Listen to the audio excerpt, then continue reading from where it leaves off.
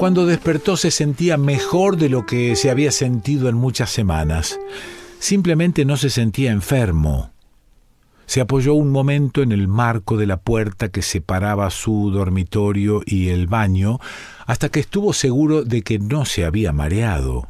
Ni siquiera un poco, ni siquiera cuando se puso a buscar una zapatilla debajo de la cama. Era una luminosa mañana de abril. No tenía ni idea de qué hora era porque su reloj llevaba mucho tiempo parado, pero cuando cruzó el apartamento y llegó a la cocina, vio que su hija había desayunado y se había ido y que había llegado el correo, así que eran ya más de las 9. «Creo que saldré hoy», dijo a la criada. «Le sentará bien. Hace un día estupendo». Ella era de Nueva Orleans, con las facciones y tez de una árabe. «Quiero 2 huevos fritos como ayer y una tostada, jugo de naranja y té». Él se entretuvo un rato en el cuarto de su hija y leyó el correo. Eran cartas desagradables, sin una pizca de alegría, facturas en su mayor parte y el boletín del colegio masculino de Oklahoma con su asombroso álbum de autógrafos. Sam Goldwyn haría una película de ballet con Specivitza, o quizá no la hiciera. Habría que esperar a que el señor Goldwyn volviera de Europa con media docena de ideas nuevas. La Paramount quería una autorización para usar un poema que había aparecido en uno de sus libros, aunque no sabían si era suyo o era una cita. Quizá lo usaran para el título de una película. De todos modos, aquella obra ya no le pertenecía.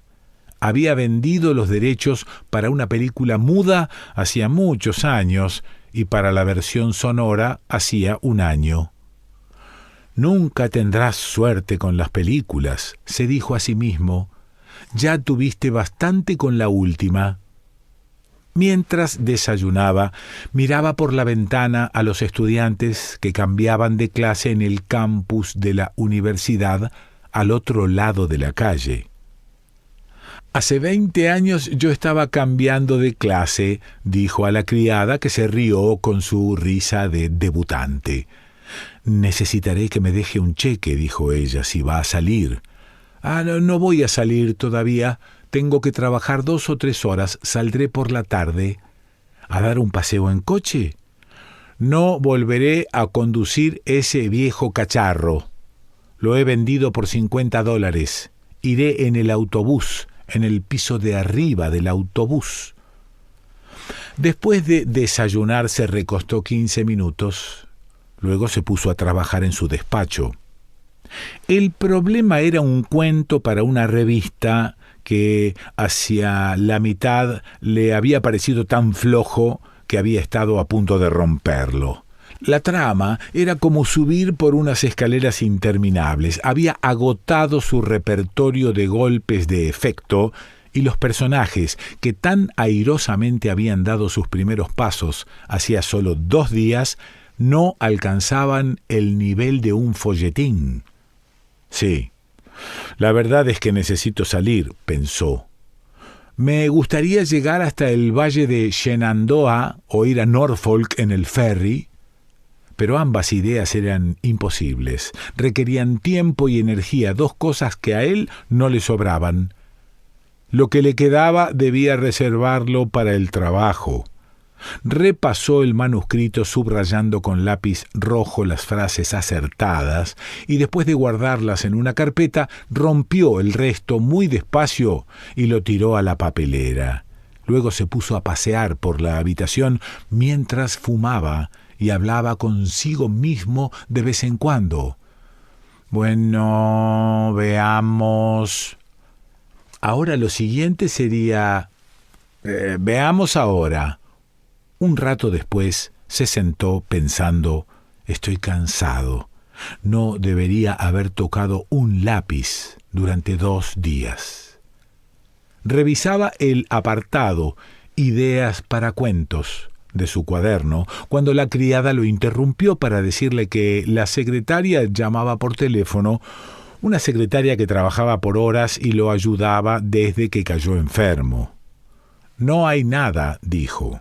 «Acabo de romper todo lo que había escrito. No valía nada. Voy a salir esta tarde. Le sentará bien. Hace un día muy bueno. Mejor será que venga mañana por la tarde. Tengo muchas cartas, facturas pendientes». Se afeitó y, precavido, se dio un respiro de 5 minutos antes de vestirse. La idea de salir lo inquietaba.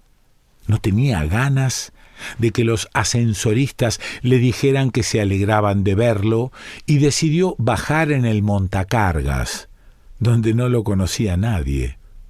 Se puso su mejor traje, el que tenía la chaqueta y los pantalones de distinto color.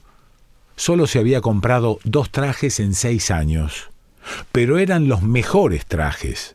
Solo la chaqueta del que acababa de ponerse le había costado $110. Ya que debía tener un destino, no era bueno ir a ningún sitio sin haberse fijado un destino, se metió un tubo de champú en el bolsillo para que lo usara el barbero y también una ampolla de luminol. «El perfecto neurótico», se dijo mirándose al espejo, «subproducto de una idea, escoria de un sueño».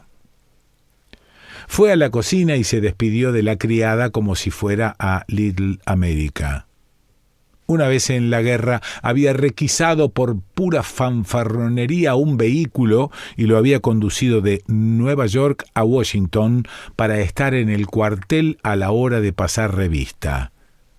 Ahora esperaba en la esquina de la calle a que cambiara el semáforo, mientras los jóvenes con prisa se le adelantaban, indiferentes al tráfico. En la esquina de la parada del autobús, bajo los árboles, hacía fresco y pensó en las últimas palabras de Stonewall Jackson: «Crucemos el río y descansemos a la sombra de los árboles». Los jefes de aquella guerra civil parecían haberse dado cuenta de repente de lo cansados que estaban. Lee, marchitándose hasta dejar de ser quien era. Grant, escribiendo desesperadamente sus recuerdos antes de morir. El autobús era tal como se había imaginado, solo había otro viajero en el piso de arriba y las ramas verdes golpeaban sin cesar en las ventanillas. Probablemente tendrían que podar aquellas ramas, lo que le parecía una pena. Había mucho que mirar. Intentó definir el color de una hilera de casas y solo le vino a la cabeza el color de una capa de su madre, que parecía de muchos colores y no era de ningún color, solo reflejaba la luz. En algún sitio las campanas de una iglesia tocaban Venite Adoremus y se preguntó por qué, pues hacía 8 meses que había terminado la Navidad. No le gustaban las campanas, pero se había emocionado mucho cuando tocaron Maryland, My Maryland en el funeral del gobernador. En el campo de fútbol de la universidad había hombres pasando el rastrillo y se le ocurrió un título: El hombre que cuidaba el césped, o incluso Crece la hierba. Algo acerca de un hombre que trabaja cuidando el césped durante años y consigue que su hijo vaya a la universidad y juegue en el equipo de fútbol. Entonces, el hijo muere en plena juventud y el hombre se va a trabajar al cementerio, a sembrar césped sobre su hijo en lugar de bajo sus pies. Sería el tipo de relato que aparece en todas las antologías, pero no era lo suyo, solo era una antítesis hinchada, algo tan estereotipado como un cuento de revista popular y tan fácil de escribir. Pero muchos lo considerarían excelente porque era melancólico, tenía enjundia y era fácil de comprender. El autobús pasó una desvaída estación de ferrocarril de estilo neoclásico a la que daban vida las camisas azules y gorras rojas de los mozos.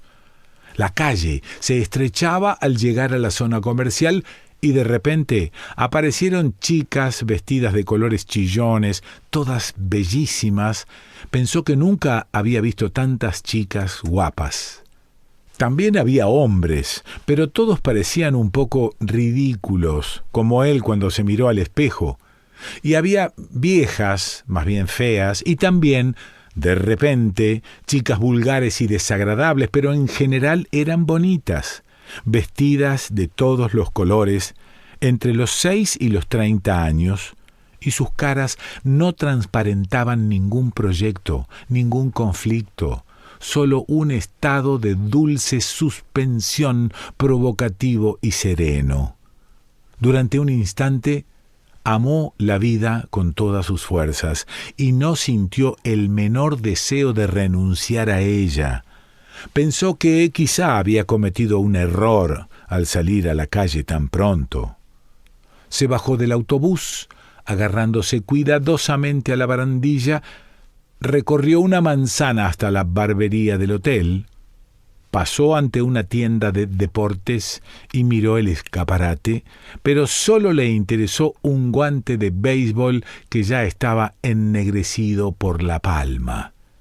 Al lado había una camisería y se paró un buen rato a mirar las camisas de tonos intensos y las escocesas.